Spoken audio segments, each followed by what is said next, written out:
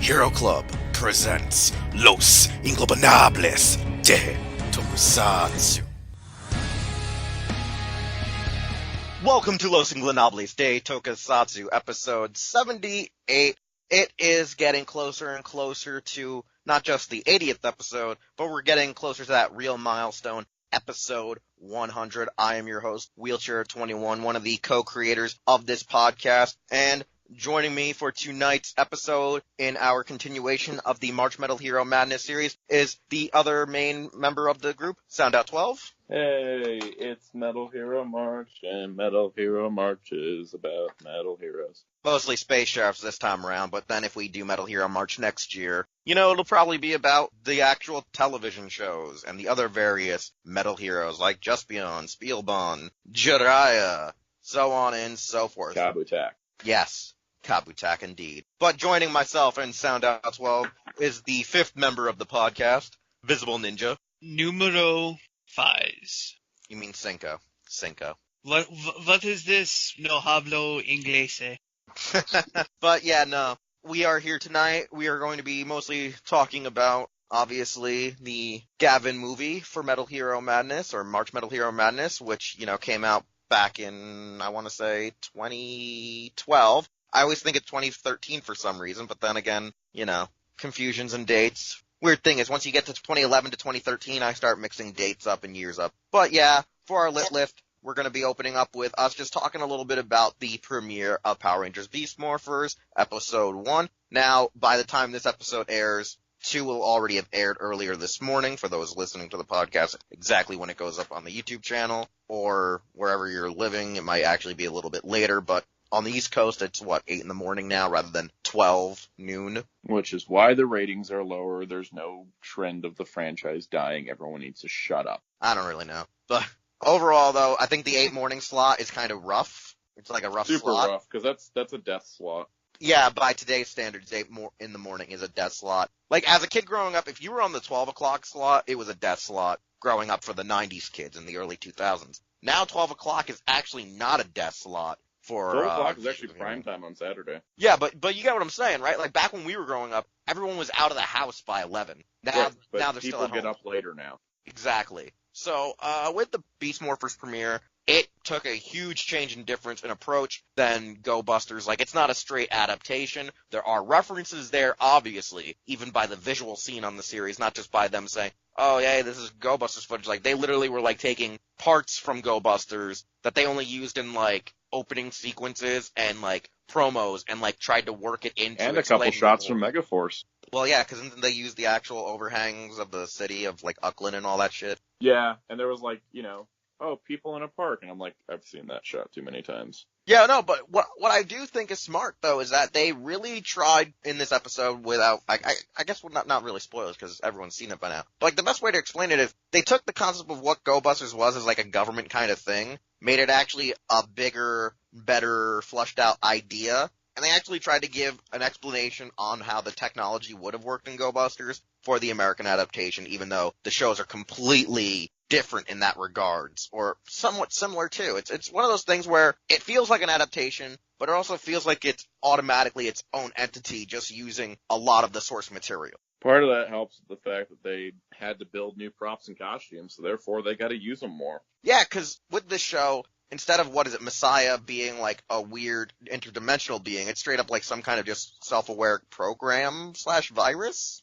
It's a virus, and this avatar of it is a snake, so that means somebody's behind that. We just don't know who yet. Yeah, that's the weird thing, too, is, it seems like someone has to be behind it, which I'm guessing that's how they're gonna do the second half of Beast Morphers, by using the Enter suit, since all we know now is we got Darkbuster Red and the Escape suit, which was retooled into being a corrupted Yellow Ranger. For those who don't know, the 3 base Rangers that were chosen were our main Blue Ranger. He's the only one original from the team, whereas his original Red and Yellow teammates, they got corrupted, turned into avatars. The mayor's son steps in because he's a hotshot prodigy and just gets snuck right into the program because it was that moment of, oh crap, we need to stop these evil Rangers, so we need to make whoever's here a Ranger, as well as a janitor / laundry lady. on the She's on specifically the base. called a laundry lady by Roxy. Yeah, no, so what's really interesting is they literally steal the idea of how, like, kind of Ziggy got the power in RPM,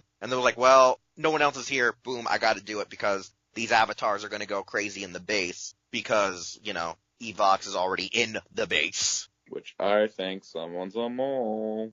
Yeah. So overall, though, and this time it's not Roy Harper. Yeah, but like overall, like the core episode is literally the Rangers are just coming together, and like I think the funniest part too is, without going too overall crazy with the plot, is even the mayor doesn't think this is a smart idea to effing begin with, which is kind of funny that the person who is, in a sense, running the local government is like, this is not a smart idea to begin with. He's like, why are we tapping into an interdimensional force that several villains, including Rita Repulsa, Sledge, and Galvanax, have tried to tap into and cause countless destruction because of it? I just find it funny, though, that the three names they drop specifically are, let's just drop two idiots from the, Neo-Saban era and the OG. And I'm sitting there like, if you're using the two most recent main villains and then OG. Yeah, and I'm like, why that wow. is, right? Because only two of them actually wanted the morphing grid powers, and Rita is just, a name. Well, Rita wanted morphing grid powers because she kept trying to get in with the Dragon Zord coin.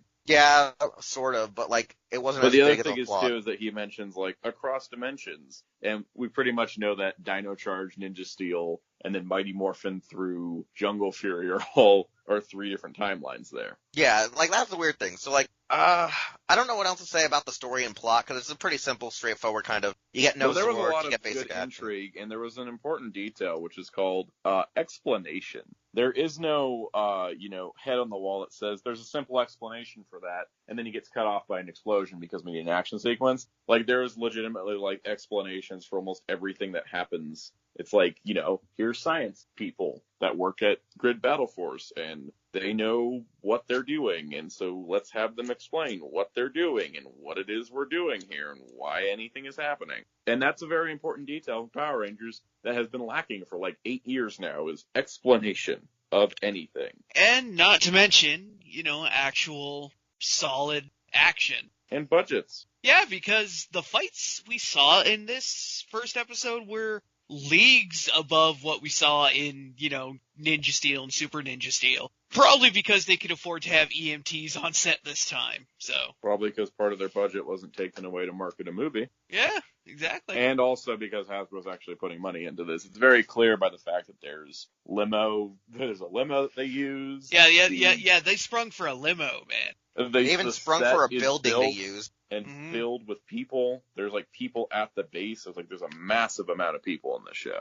You ever notice though that a lot of people were making references to the interior being very Terra Venturi / Astro Megaship, when I think a lot of those reuses are parts of the set from the Disney team leftovers from RPM actually. I think SPD. And SPD, yeah, because it looked very Disney era reuse of props they had for our Grid Battleforce interior. Which is don't forget fine, because it looks really good. Well, it is that they reuse the, the morphing power draining thing. The Dimensions in Danger cloning. Yeah. Yeah, they reused those, so. Like, for me, I think that there's some visual similarities, but knowing film production, knowing how sets get, like, trashed after a certain point, I don't think we're seeing SPD set reuses. I think we're seeing just design similarities due to commonalities in story. Or who was just left over from production or working on the shows. Yeah, it could be the same production designer from SPD for all we know. Yeah, no, and what I gotta say is, the first episode, while it had a lot of good action that Power Rangers desperately needed to stay relevant, I do think still the actors are still not the greatest bunch we've had, but then again, don't forget this is a production still being,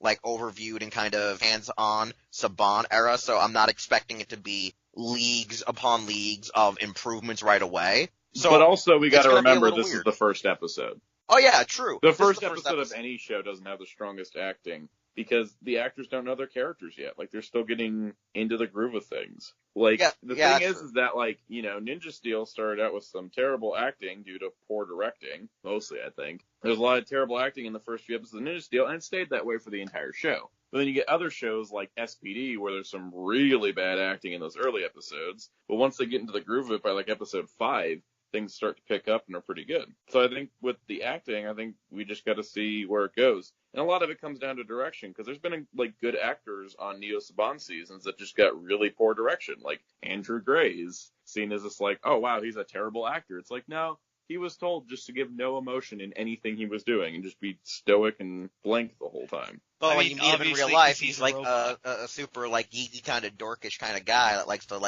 have fun. Like, he's super. He likes a lot of crazy stuff. Yeah, like he's like one of the more charismatic actors I've met in person, and it's like, yeah, he just got, the director wanted this, and that wasn't playing to the actor's strengths. It was just playing to whatever the director said. So I think direction and scripting is important elements to good acting in Power Rangers, and I think, even with a bad script, an actor can make up the difference if they have the right direction. Because I really did feel, and you said this too while watching it, it's a stronger start than Go-Busters did, because Go-Busters just throws you in acting as if, it was one of those ones where they literally started off where they already have their powers, there's no real reason as to what's going on, and there's no backstory explored for quite a few of the episodes. It's just lamented on, our parents were with this organization, and then we got kind of modified due to whatever, research they were doing, and now we're Sentai, Sentai Senshi. But then in America, it's like, oh no, we were planning this out for years kind of thing. It's like, it at least explains what is sort of going on, like the ideal narrative. We are kind of thrust upon to this world as it's already the day of, almost like the beginning of Flash with the particle accelerator kind of thing. But at least here it's like, we know that this world has been working towards it, whereas Go-Busters, we just expected that this has been running around for the last decade or so, Well, with Go-Busters as well is that we had this instance of two of the Rangers were already established prior to the series. And so we're just basically seeing things through the eyes of Red Buster instead of actually getting properly introduced to stuff. Here, we're getting all three Rangers getting their powers at the same time. So while one of them was already part of the original program and the other two were thrown into it, you can see where all of them came together to this moment. Yeah, no, and that's the thing that I think really does drastically change the effect of this episode, is that they're not frickin' just thrown in there as it was in Go-Busters, where we're a spec ops group, we're already doing our weird governmental research and other et cetera, et cetera. They're like, oh no, we're gonna do it today, it's gonna be the great activation. It's not like also with Lightspeed, where Lightspeed is sort of sprung upon you. You know what I'm saying? It's one of those things where, I think they looked at what they had with Go-Busters and looked how they sort of did it before with Lightspeed, and they were like, or RPM, and was like, this is how we have to do it, and this is how we have to build from it. Heck, with S.P.D. even, because S.P.D. starts with 3 Rangers established, and then... But they also explained that they're cadets... Actually, a whole team of Rangers was already there. Yeah, but they also explained that they were cadets that were going to be on the back burners, so at least you had some sense of reasoning on what the hell was going on, They weren't even ready. SPD with the B team aspect of it, where it's like, oh, these aren't the main guys. It's like, well, that just gave us time to grow with the characters as the series progressed. Whereas this Go-Busters always felt like Yoko and Ryuji were always they'd already been here and they know more than we do. Exactly. Visible Ninja, you want to add to this, the comparisons with Go-Busters and not just from the first one? Well, so far it seems that the Battle Grid Force is operating less as a secret force, because the Go-Busters were supposed to be this kind of... I don't know if secret force is the right word, but... The problem is they went for a spec ops / government thing. It was very weird, because it was... Very super robot-y, too. But you got what I'm trying to say, is they kind of tried to be secretive and spec ops. I think the problem is they had this idea of a gimmick of, they said, the spy / spec ops. But then, they're so open into the public, it's counterproductive. It didn't make any sense. And like I said, Beast Morphers makes a bit more sense. The Battle Grid... it's a lot more public. Not to mention, there were some interesting little character bits, obviously the thing between Red and his dad, finding out that, the commander is actually Blue's mother, and, the whole thing between Blue and Roxy. I thought that was kind of interesting, especially all for a first episode, so. Something else I like? Okay, what were you going to say? The comedy duo has purpose for existence. I think one of the biggest problems with, Bulk and Spike and Victor and Monty was that there was seemingly no reason for them to be there most of the time. Where here, with Ben and Betty, it's like, oh, they work there as security. They would be around in these situations. They also feel like they want to help. In the first episode, there's oh, there's danger in this room. They're like, oh, we should go help. and then they get, stuck in a trash can because they didn't look where they were going. But yeah, no, this is the funny thing too. They're well-intentioned. You know what the funny thing is too? Their security that's supposed to be like straight up front desk security, just basic greeter security. But yet, I don't understand, why were they walking the halls randomly? And then the little sister, obviously, since they're supposed to be siblings, going, "Oh yeah, we're security, let's do this, gung ho!" And he's like, "Sis, we're just supposed to be the people at the desk." Yeah, and I think that kind of that dynamic's going to be really good, where it's like, she's like, "All right, let's do this," and he's like, "Wait, why?" I think that's going to be a lot more comedic than, "Oh look, it's the show off and his sidekick that is probably a secret lover." And poop and farts. That was all Heim's idea, and I'm completely convinced of that. Farts. Heim Safanza fart. Well, hey. Or as Darkon would call him, what is it? An old coot? Yeah, yeah, he didn't even say kook. He was like coot. We're like, okay. We're like, okay. It's James Cameron. We'll let you have this one. Heim Saban and James Cameron should be friends because they're both behind the times. Yeah, no, I find it funny though that there were still people out there that were being Sentai purists saying that Go-Busters has a better start when it obviously doesn't. It was really freaking weak. It was, I don't see how. Especially since it was coming off of Gokaiger, which was like the hypest thing ever. Like, Go-Busters seemed small and weak, and that's why it, dipped in ratings in the early part of it, and why they had to change producers halfway through. Yeah, no, and I think it's weird, because, I think also the biggest problem with Go-Busters was it did have a hype going in because they were approaching a new concept, but I think its execution was also its problem. Like, as we stated minutes ago, with Visible Ninja pointing out, they chose it to be a Spec Ops, but the problem is even the fan translation and their translation of what they wanted the team to be, the Tokumei Sentai Go-Busters, they made it seem like they wanted to be a covert ops kind of group, but also a government protection agency, but they didn't know how to do both at the same time. Where this one, it's straight up saying, we're Battle Grid Force, we're supposed to be Power Rangers that are going to be like a military Grid police. Battle Force. Yeah. Because Grid Battle Force is a little bit hard to say, but it works with the GB acronym. That's the branding. Yeah, no, it's a little hard to say, a little hard to remember sometimes. I don't know why. But all I hear is, we are VR troopers, virtual reality. And all hear is that, also, I have to point this out. I know Sentai purists were complaining about Go-Busters when it first aired. So right now I'm just like, okay, guys, pick your battles. I don't think this is one to fight. Yeah, no, but with the fact that we're also doing Metal Hero, Madness right now, the funniest thing was I had a stupid theory. Is because they did this Sheriff Skyfire nod in Ninja Steel because of G Gavin showing up. This is the thing that I was talking about with Metal, was that original script leaks as well as VR Troopers people talking. Now this is one that they did not talk about at Power Morphicon when we were there, obviously, but they did mention it at other interviews, like mostly, Brad Hawkins mentioned, was that there was an idea of using Gavin as Tyler Steele's father.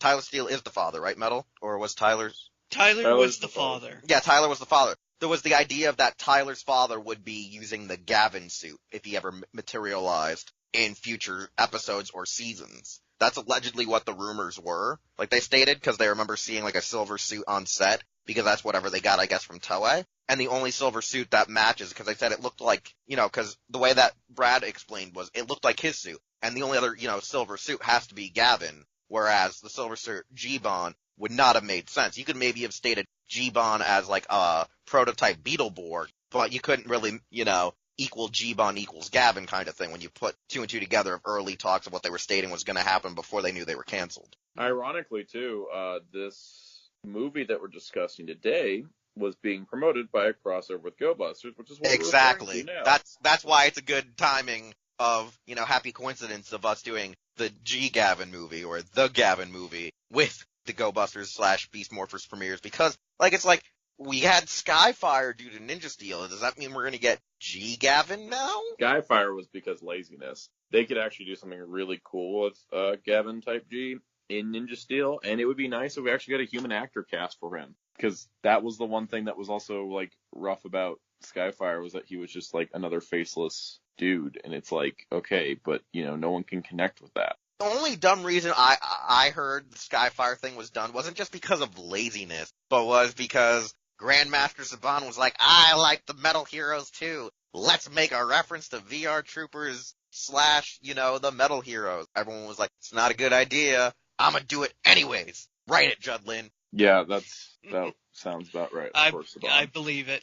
Yeah, so overall, I do think the show is going to get better. I think it's going to be leagues better than what we've got, for sure. I don't think it's going to be extraordinary like early Disney, late Saban. You know, I'm not expecting it to be as good or solidified in that level of enjoyment, but I think it's going to be, you know, late Disney, but not too bad late Disney.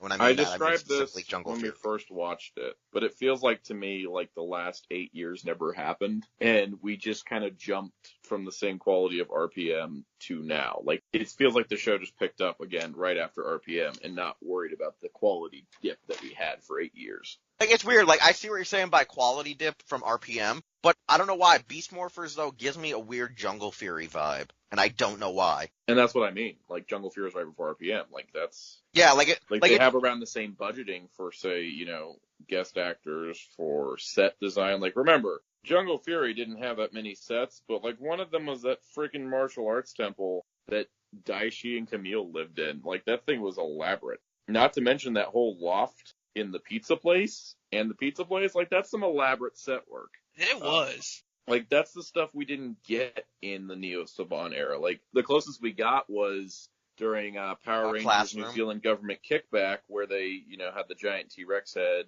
and they filmed it at a museum for 3 days, and they built, like, a command center that was mostly rock work, which really, you know, it was like they put money into it, but, you know, only because, again, New Zealand government kickback. You know, it's weird, because, like, I feel like, literally, RPM doesn't technically exist, and this is the series that just followed Jungle Fury. That's what it feels like to me. Because even with RPM, it felt like there was a little bit more budget, actually, in RPM than Jungle Fury had in general, because they knew it was their last show. Where this one just feels like Yeah, I think RPM did get a little bit of a budget boost because it was the last season. And so it's like, I think with Beast Morphers, we'll have to see as it goes along, like, what other stuff we get. Because, I mean, we haven't gotten Zords yet. But when it comes to, like, yeah, RPM had a huge budget because they had, like, oh, we can't actually film in cities or anything because the world's dead. I just like that. The world's dead. Well, we're done.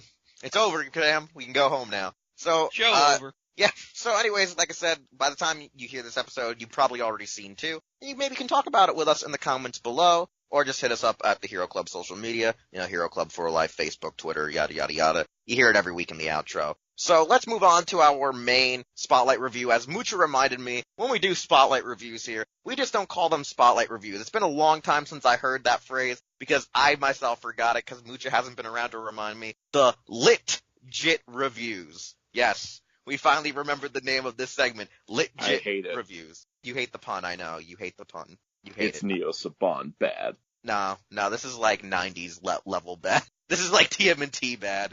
Anyways, for our Lit-Jit review, we're talking about Space Sheriff Gavan the movie, which practically came out in 2012, right around time Go-Busters was in its midway point, and it was pretty much a capitalization on the fact that it was the 30th anniversary of Gavan, the television series, as well as the hype that we had with Gokaiger versus Gavan the previous year. Now, interestingly enough, even though it's called Gavan the movie, it's all about introducing a brand new character, who is our current Gavan claiming the title, even though it seems that, you know, Retsu Ichijoji, or wait, did I say his last name right? Yeah. No, yeah, Ichijo. But no, pretty much the best way to say is, even though allegedly he's retired the title, he's still active with the title. It's a really weird concept that is being explored with this obvious Space Sheriff film. So, the plot is that 3 childhood friends are talking about how they want to venture into space, or at least how 2 of them are going to space on their next mission. They all die. Yeah, pretty much, on how they're going to find a wormhole. Weirdly enough,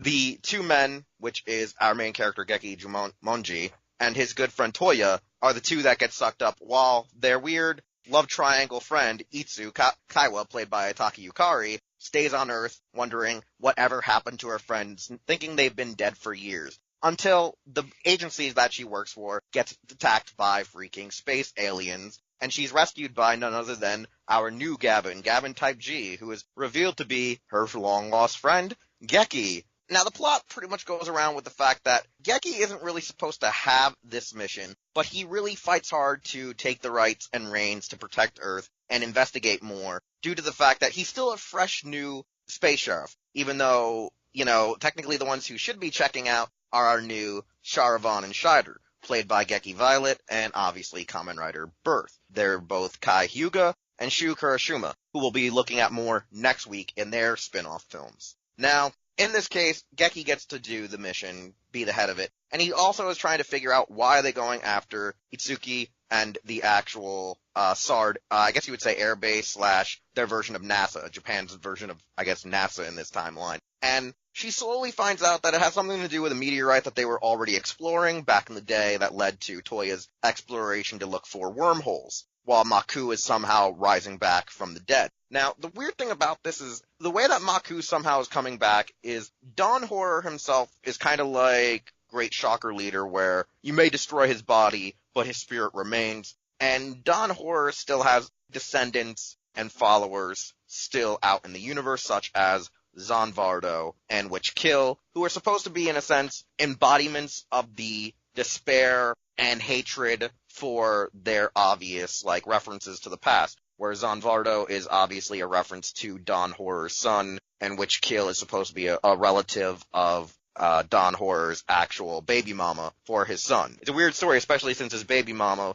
was played by a man. Yeah, that's a thing. If you go watch the original Gavin. Yeah, it was really weird in the show, but Sandorva and Kiva, yeah, that whole thing was wacky. Yeah, so Sandorva, his soul is now in this armor called Zanvardo, and Kiba, it's like her sister or one of her parts of the coven, have joined with Dawn Horror to help his resurrection. At the same time, a new doubler monster was created, Lizard Doubler, and they're working for his new knight called Brighton, who is easily teased to be, obviously, Toya, who is obviously not dead. And the reveal is kind of obvious that it's him throughout the plot and the pacing of this film, because one, it's also a Toei film that's not just trying to captivate something from 30 years ago, but also introduce a new generation. And pretty much the whole plot is kind of like Dawn Horror needs a Vestal virgin, and Toya's like, well, the girl I've been lusting for all these life is still a virgin, so hey, you can use her as your body and advocate to be reborn. And it leads to just crazy antics of, one, Geki having to meet Retsu, them working together, and then Geki teaming up with, obviously, the new Charavan and new Scheider to raid the base of the fallen Dawn Horror. The best part about it is the fact that they literally took the remains of the original set, and, the original prop obviously was made out of, plaster and molding and all that stuff, and they literally, I guess, just took archive images of it and just made it an entire CG fortress, which is actually a smart thing to do, especially because I doubt that actual prop is still remaining after they, lit that thing to Kingdom Come for their final scene or explosion in the Tokusatsu. Not to mention the Toei fire of the 90s. Oh yeah, the Toei fire probably wiped that out completely. So, literally, in this, quest to save Itsuki, you find out the whole plot is, while Toya loved her more, she didn't really love him, and has always loved Geki, and it leads to this whole thing about Geki, even if a friend becomes an enemy, you have to strike them down, and if the one you love is taken, you gotta fight harder for that person. And it sounds like a Garo plot. It does sound like a Garo plot when you think about it. It really does sound like a mother effing Garo plot. What? And it also speaks to a deeper meaning, since there's a lot of emotional buildup in, a lot of the original Space Sharp stories, as well as the earlier Metal Heroes, where everything's, tied together. Your father could be your enemy, or your father could be helping you secretly from the shadows, take down your villain, and yada yada. There's a lot of weird, soap opera kind of elements to your Metal Hero series. So they played it out, I think, a little bit more safer in this compared to the older, Showa stuff, because that could just get zany and crazy, and you could be, saying every character was in denial when they didn't want to believe, their father was a murderous, sociopathic scientist, or their sister was, being manipulated into being an assassin, kind of shit. Whereas this one, Kamen Rider. Yeah, it sounds like Kamen Rider too. But what I'm trying to say is they took a simple old school trope of 3 childhood friends that now have formed a weird love triangle. Sounds like Gundam. Well, it's not that it just sounds like Gundam, it sounds like every freaking anime in the modern era these days. But they took an old trope and made it work. I think, other than that, about them doing the whole thing to stop Dawn Horror's resurrection, him eating and killing his friend, him sort of admitting that he sort of actually does love her and he love her, but his job must come first, kind of gives this whole vibe and a setup that should have actually led to a brand new series rather than, or at least a mini series, rather than just short films here and there. Because especially due to the fact that they took forever to make sequels, they lost their main actress to Subaraya for years and never got her back till freaking Kamen Rider build. Yep. So overall, like I said, the plot of Gavan mostly is guy survives, gets rescued, turns into a space sheriff, comes back home, finds out everything is connected, and wow, story's over. You know, it's like one of those weird things. That ending, though, is very heart-wrenching. It's heart-wrenching, but it's also a giant, like, old-school cop drama-esque. It also drags on for a bit, and I just get tired of people crying for more than 10 minutes. Wait, which part of the crying? When their friend is dying. Oh, you mean the actual part where Geki finally runs through Toya and has to kill him? Yeah, and they're just like, for like 10 minutes, and it's like in slow-mo, and it's camera pans, and I'm just like, yo, this movie needs to end, please. It's kind of the reason why I didn't want to rewatch it. Like, I was gonna say, the one thing that also hurts the movie is when they take, like, the 2 or 3 episodes from Gavan and, like, mostly the Shider concept of how Maku space works, and made an entire 20-minute, like, you know, comedy gag out of it. Because it did happen in Gavan, like, 3 episodes. And, like, a couple of more times, you know, consistently in Charavan and mostly Shider. But, like, it only happened on a rare occasion. Just in Gavan did Maku Space become, like, a 3-ring circus of, you know, weird interdimensional... Oh, you mean the Benny Hill segment in the middle of the movie? Yeah, like, because it only happened, like, 3 or 4 times in Gavan At the itself. time I watched this movie the first time, I thought that was just common Metal Hero thing, just based on everything I'd seen from VR Troopers and stuff. Maku Space does exist. But the way they depict it in the film only occurred, like, 3 specific times in the actual show. Like, in the actual Gavan series. Other series did do certain things like that maybe a few more times, but never as strong as the Gavan movie did. Because even me, watching the film when it came out, and even Projekt watching the film when it came out, we believed that, like, we had misremembered it, you know what I'm saying? Because we had not seen Gavan in a long time. And there was not enough of it subbed for us to go back and be like, oh yeah, no, it's accurate. No, they just took like 3 episodes of the show and compiled that as the Maku Space scene. When Maku Space was just very experimental effects while they were fighting, rather than a Benny Hill gag. Yeah, and it was a very amusing Benny Hill gag, because it's, you know, Kenji Ohba and stuff. Like, I have a bad feeling he directed it, because there are a lot of tropes to a lot of the stuff he himself did out of suit stunt acting for, like, in the, you know what I'm saying? Like that entire scene, I feel, is heavily influenced by what he remembers doing on the show. Because there's a Boulder gag out of Indiana Jones that they, when he did it the first time, they liked it so much, they just kept using it as stock footage for the entire series and end credits. But, no, overall, like, the film is a very good plot from start to finish. It is a little bit trope heavy, a little bit, you know, obvious exploitation kind of thing. But in the regards of how Tokusatsu is when they do standalone films, like the Hokkaido movie or the Z-Ram films or whatnot, when they're supposed to be, like, just standalone tributes, they actually, like, hit every nail on the head correctly, so at least you go home happy. Right. So, first off, let's just go to Metal on his thoughts on the film. Oh, wow. Thanks. But I will say this much. It definitely did feel like a good modernization of the Metal Hero kind of trope, because it did have more serious beats than we're used to seeing in Toku. Like with the whole love triangle, like with the seeming loss of their friend that's totally not, you know, in the Brighton armor. You know, totally not, but... Okay, admittedly, that was kind of poorly foreshadowed, as in very unsubtly, but... It was so unsubtly when they found his, you know, necklace on the ground before the reveal happened. Yeah, it was very unsubtle foreshadowing, but, you know, again, it was still kind of serious. And yeah, when he did finally have to run his, you know, when Geki had to run his friend through and, you know, have him finally die, it did drag on a bit, but, again, you know, it was playing to the more serious thing. Not to mention, yeah, the whole goofiness of Maku Space definitely did feel like Maku Space of the series, since it was known to being very surreal and bizarre visuals. And yeah, the whole gags thing, like Wheelchair mentioned, only comes from a few specific episodes, but, you know, it's obviously a throwback to the weirdness of early Maku Space before it just became really funky matte paintings and, you know, dry ice, basically. Dry eyes.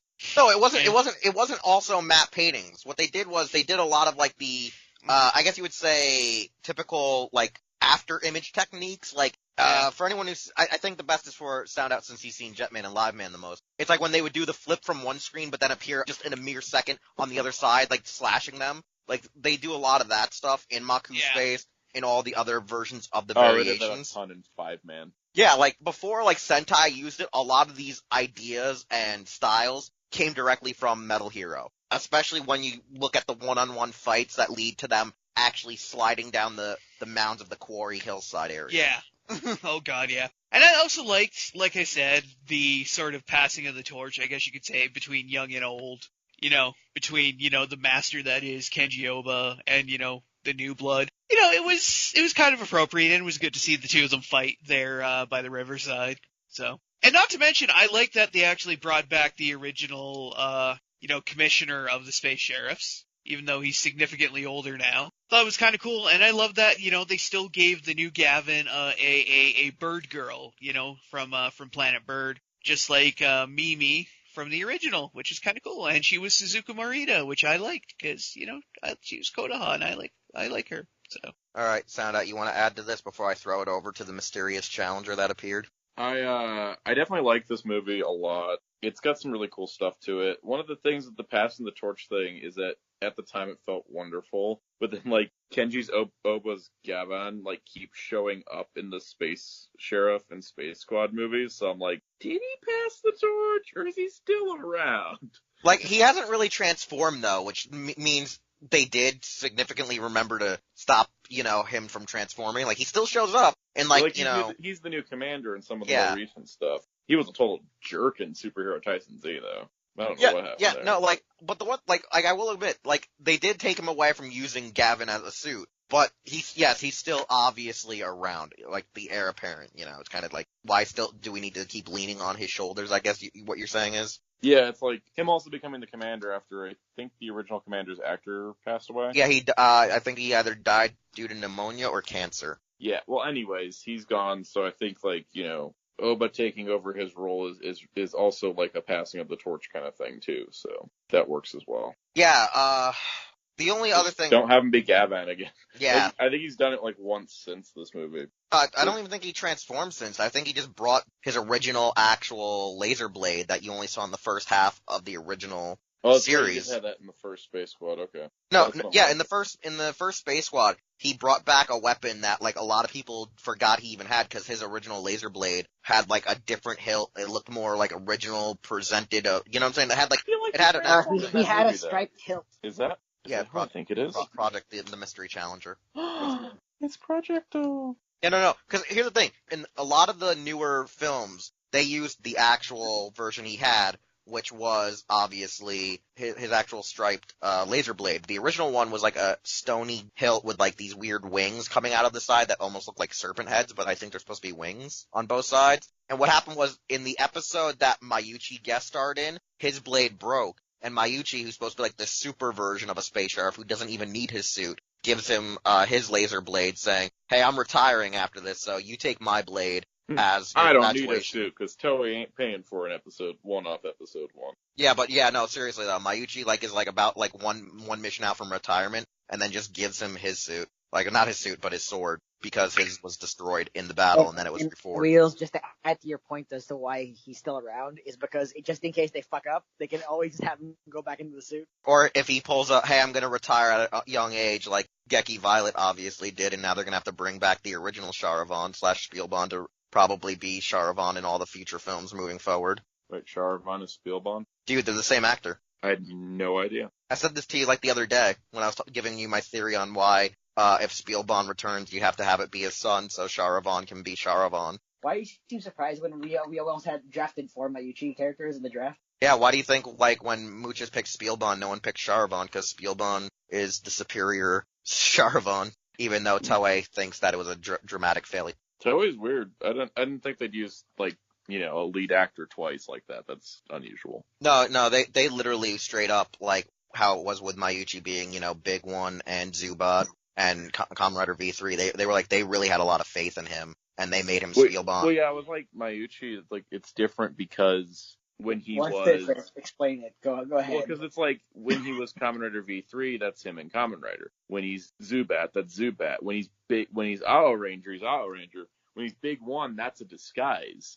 But, he also, wasn't, he was the leader in Jacka, technically.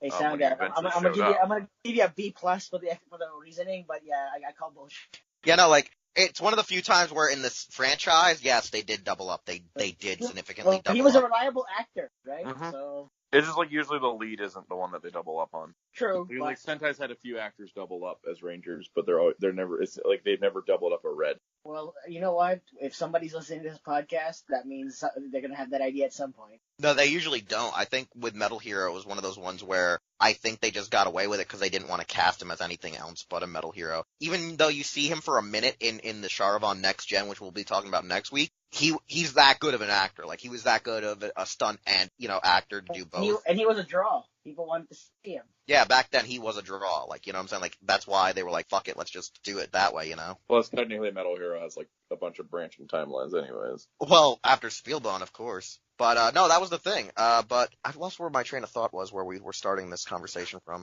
We're just talking about next generation stuff. Oh, yeah, with the next generations of, like, Geki and stuff. Like, yes, Gavan has been around a little too much, but I don't think we haven't had Charavan around as much as we should have. Like, they only brought him back once, and, like, one time only, which was the next film that we're talking about. They can't bring back Scheider, because he died of cancer at a very young age, unfortunately. Like, he's like Rider-Man, where it's like, he's been gone for a while. The irony still, for people who don't know, is he is Eiji Tsuburaya's, like, great nephew. Like, you know what I'm saying? Like, that was, like, his, cousin's kid or some bullshit like that. It was like, he is a relative of Eiji Tsuburaya. But overall, though, I do think that having Kenji Ohba there was a good passing of the torch. But in hindsight, while I still like Geki, I do understand where Mucha and Projekt come from, that in future films, like, Geki's kind of this reckless dumbass that really takes every lesson he's ever been given from Retsu and kind of slaps it in the face. Like, he kind of had, like, a lot of mistakes that, like, yes, Retsu did have throughout his entire series as Gavan, but if this is supposed to be an actual one where he's learning from those mistakes, why is he still slightly repeating them quite often, or doing it for the sake of just doing it? Like, a lot of people are saying that this is Toei trying to write him to be more of a Sentai character now that they've connected the universes, and it's not necessarily a good thing for the character or the melding of the two franchises, especially when we get he got along with Lucky and Bond pretty well. Yeah, which is kind of weird. Hey, Yosha Lucky. Yeah, Yosha Lucky. Overall, though, a few things I want to point out is I like the fact that they were still smart to use, all the great archival music that they had. I know most of it was recomposed or digitally remastered, but I did like the fact that they used it properly and how they should have to make it feel like an actual Gavan film. One thing that really sticks me is how they do Shelly as a bird person. Is like they make her like this weird anime girl kind of thing when she does her laser vision. And I'm like, Mimi wasn't ever that stupid. And I find it really weird, like, some of the creative insights and tastes they had for the overall idea of, the structuring. Because, like, I feel like while in this one they seemed like they had most of their bearings set on being a Gavan sequel, they kind of, like, I stated in pre-production is, does Toei ever go back and watch enough of the show they're tributing to have enough substance? Nope. Like, accurate substance. Never. And I think that's one of the things that's annoying, because if you see in later films with Shelly, she's like, I'm not going to dress like a freaking moron anymore. It was like just that one time and one time only. Mm-hmm. And there's also the whole fact that, this movie and future films don't mention the fact that Gavan, is married, that he has a wife. We talked about this last week. I know, but I'm going to keep bringing it up, because if, how podcasts are these days, they're always listening into them. Eventually they're going to remember, oh wait, he had a wife. Eventually we'll get that Zubat movie. Listen, they're never going to give us that one. Keep dreaming, son. No, keep dreaming. Keep dreaming. They're more likely going to remember Zanuman first, because they already did remember. They already did him. That's the joke, though. They'll probably actually give him a new movie, because they'll realize they have to. How about we get a Kikaider 01 reboot to go with Kikaider Reboot? No, we don't need Zamigo having a new job. That's the thing. You could just do 01 without him. Good. We could do that. I'd prefer that. I don't know. It's funny, because I think that actor is best when he's playing a emotionless android. Well, I mean, after hearing all the reviews of Lupat, it shows. So Projekt, since you're here, your thoughts on the Gavan movie? I thoroughly enjoyed it. I kind of still don't like Geki, though. I don't know. No, I was going to say, I think Geki's issue is just as they've written him in future films, he's too Sentai-y, not enough Space Sheriff-y. Like, the other Space Sheriffs act, cocky and arrogant pricks when not actually being arrogant pricks. Like, Date feels like actual Retsu meets Spielborn a bit, being kind of a cocky bastard sometimes, being, kind of very eccentric, where Kai Hugo, when we get to him, he's actually a little bit too serious. Which he's by the is kind of books. funny. Yeah, he's very by the books, which I don't remember which Metal Hero it was that was kind of very by the books as the series began, and then he kind of mellowed out. But yeah, no, one thing I do like though about the Gavan film is actually like the stupid ending. Cause it's like it's the ending that annoys us, but it's also a really funny ending though, because it's the whole thing where he leaves his little love letter for Taka Yukari's character saying, I'll come back for you one day, but my job's really important right now. But like the way, because of Geki also being depicted as kind of an idiot even in that film, he kind of states, yeah, just wait for me here at this tree. And she's like, does he really expect me to do that? What an idiot. And then it just cues right into this theme song about saying like the stupidity and bravery of men or whatever. Like the opening line talks about being a man or something. It's like Geki's whole character is like the one line from Star Trek 4, I'm from Iowa, but I work in space.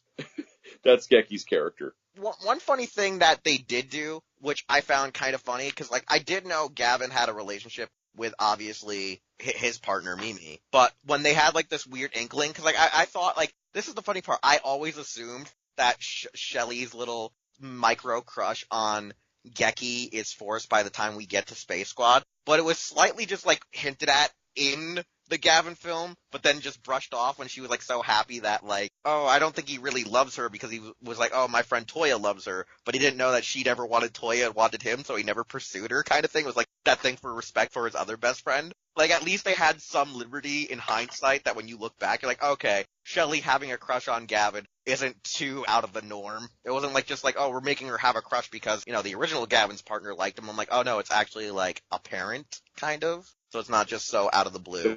They set it up, and I think it developed over time. Especially, it wasn't so in the shallow. Go-Busters episodes. Yeah, which is actually funny too, because the Go-Busters episodes that came out were around the same time, so it was like It took place after the movie. Yeah, like it took place after the movie. So like I think without having the memory of the Go-Busters episodes, it just seems kind of forced by the time we got obviously Space Squad. By the time it showed up, it felt forced, but it actually kind of was hinted at the entire time. It just not apparent if you either didn't see Go-Busters or like it doesn't feel as. Let's be honest, based on ratings, a lot of people didn't see Ghostbusters. Yeah. Well, I just didn't remember those episodes, which is the other thing. Like I just did not remember them. Those were kind of interesting because I mean, this is related, so I'm going off on this tangent. But those episodes are interesting because the first episode is like self-contained, and it's like, oh, Gavin's like, oh, I'm gonna hang out on Earth, and then the next episode he like, you know, they defeat whoever he was tracking, and then boom, now he goes back off to space. But there's a hyper battle video for Go-Busters that has Gavan show up for a second, so it's like now we have a hyper battle episode happening in the middle of a 2-part crossover. Okay, I was waiting for where you carry off on that. Was that just it? Oh, that was it. He just shows, like, that's literally all he does in the hyper battle videos. He just shows up. He's like, hi, I'm Gavan, and then.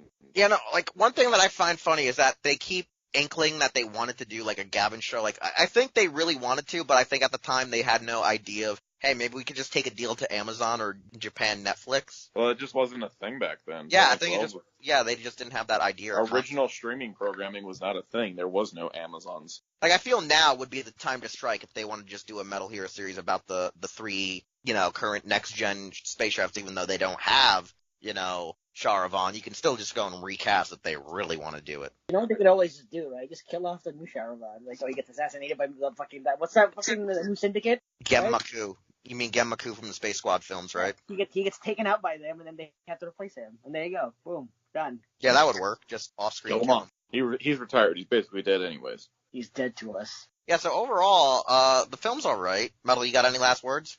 Not overly. Like I said, it's in all, honestly, a very enjoyable, I guess you could say, follow-up / sequel / reboot of Gavan, since it's, you know, the whole passing of the torch to younger generation kind of thing, but it also does feel like it's a reboot / sequel. But, you know, it's a damn fun time. Yeah, so overall, if anyone else other than Metal has anything else to say, I think we mostly said it, me and Sound Out, me and Projekt bounced it back. We can start wrapping up our episode for this week, because, like I said, you've heard we're doing Metal Hero March Madness, which means next time we will be looking at the next-gen movies. We're not going to separate them. We're going to look at them as the duology they were on direct-to-home video. Even though I think they were released just a week apart in Japan, we're just going to look at them as a whole, since they are one full story. I watched them back to back when they happened, so... Yeah, that's how I did it, too. They're really simple. Because they came out so close together, I was like, I'll just wait for Scheider to come out before I watch Sharavan, and I'll just double feature it. Yeah, so like we're just gonna look at that duology next week. It's a fun, interesting take on two different episodes actually being tied to one core story. It's actually the kind of filming style we originally assumed Lupat was gonna follow, but it didn't, which was actually interesting. But it would have been nice to see it, do storylines like that. I think that would actually help. This is similar to the Gaiden series, where it was like, here's two independent stories that tie together to the same point. Yeah, that is very true. But overall, like I said, this movie's great. It's good.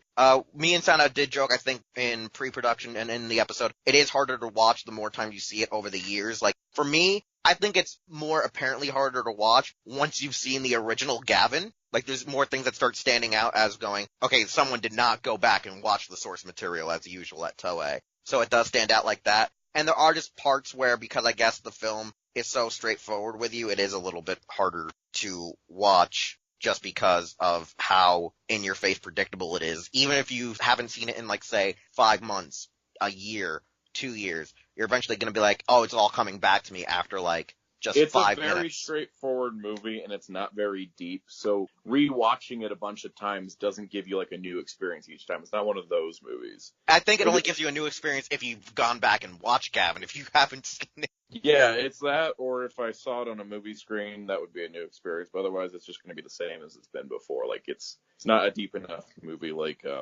for example, Kikaider Reboot is a movie I've watched several times, and it just gets deeper and deeper the more I watch it, and the more I learn about original Kikaider as well. But this, I think, is like also, it's a strong movie, but once you've seen it a few times, it doesn't really hold anything for you anymore. That is mildly true, but I think for me, it didn't actually wear off until I saw the source material compared to, like, other tokusatsu films where even if it is closed off and one-off or kind of, it hits all those nails on the head, because it either still attached to a source material or not, it still feels, like you said with Kikaider Reboot, like a deep impact. I feel like with this one, though, I got more turned off the more in hindsight looking at all the sequels that follow with these characters or with the source material at hand. Yeah, I think that's exactly it. It's like, it's a good movie, but it's not super deep. It's kind of like watching Avengers Infinity War, where it's like, this is like a good, fun movie to watch, and you can rewatch it a few times. But after a certain point, you're like, the plot twist, the surprises, and then it's just not as exciting as it was the first time. Exactly. So we're going to go and, wrap up now. Projekt, since you were the least of us to talk, even though you were Mr. Mysterious Challenger, at least tell people how they can follow you on social media. Projekt One on Instagram, and I man the Hero Club Instagram account as well. What the hell's our Instagram again? It's the same as our Twitter and everywhere else. Oh yeah, there you go. Visible Ninja, you're next, obviously. Yeah, of course, on Twitter at Visible Ninja Zero, Instagram, which I've started using again, at Visible Ninja Zero as well, and on YouTube at Visible Ninja Dojo. Alright, sound out. You and your holy trinity. I got the holy trinity of Facebook, Instagram, Twitter, all at SoundOut12, as well as YouTube, SoundOut12, and no, that's it. That's the 4 I got, yeah. I'm not on Snapchat yet, but look at me. I'm just going crazy. I might as well be. Well, technically you have Snapchat, but it's only your private account. Yeah, okay, so I don't have the holy trinity, as I stated, because someone already has the name on Instagram. I am Wheelchair21 on Facebook, and on Twitter, Instagram is Taja_Doyle. And like with Hero Club, you know where to follow us, and you're going to hear it in the outro if you stay tuned for it. And we'll see you all next week with the next-gen Shider and Stay tuned for it. You get a quick... Yes. So, as metal flips and flops all over the place, we'll see you all next time. Hey, it's Wheelchair21, and thanks again for listening to an all-new episode of Los Ingobernables de Tokusatsu. If you want to hear more content or see more content from the Hero Club YouTube channel, we're going to need you to subscribe, like, comment with some feedback, and share this channel with a friend. We also would like you to check out our website, hero-club.com, and follow us on various social media outlets just by looking up Hero Club for Life, as well as the stores you see are where we shop. Anyways, thanks again, and we'll see you all next time.